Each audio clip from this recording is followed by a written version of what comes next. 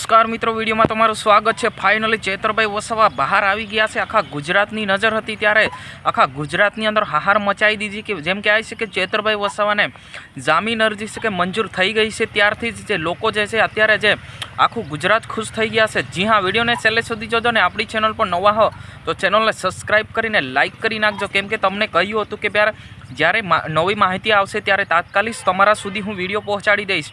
તો મોટામાં મોટા સમાચાર કહી શકીએ કે આખા ગુજરાતના લોકો જે છે ખુશ થયા છે।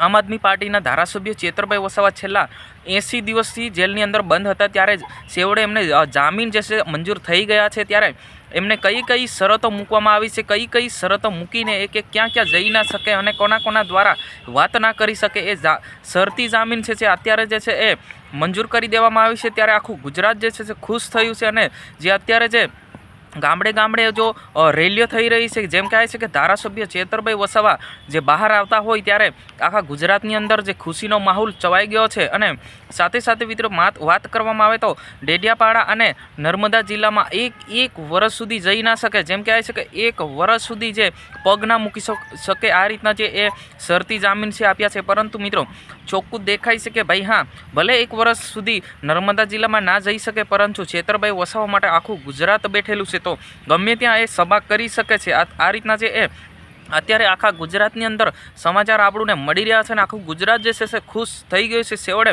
ચેતરભાઈ વસાવા કેટલાક દિવસોથી જેલની અંદર હતા, પરંતુ છેવટે એમને જે છે એ જામીન મળી ગઈ છે અને આવનારા ટાઈમે હબાળો મચાવશે એવું પણ લોકો કહી રહ્યા છે। એટલે કે હબાળો મતલબ મિત્રો આપણે ભાષામાં કહી શકીએ કે જે આવનારી સ્થાનિક ચૂંટણીઓમાં પણ બધી સીટો જીતી શકે છે। આ રીતના છે અત્યારે જે સૌથી મોટા સમાચાર આપણે કહી શકીએ છીએ, એ પણ ખોટું નથી મિત્રો કે ચેતરભાઈ વસાવા કેટલાક દિવસો પછી જે આજે પરિવાર સાથે આવી રહ્યા છે અને સાથે જે જામીન મંજૂર છે થઈ ગયા છે અને સાથે જે બધા નેતાઓ પણ એમને મળી રહ્યા છે। તો આ ઘટના વિશે તમારે શું કહેવું છે, જરૂર કોમેન્ટ કરીને બતાવજો।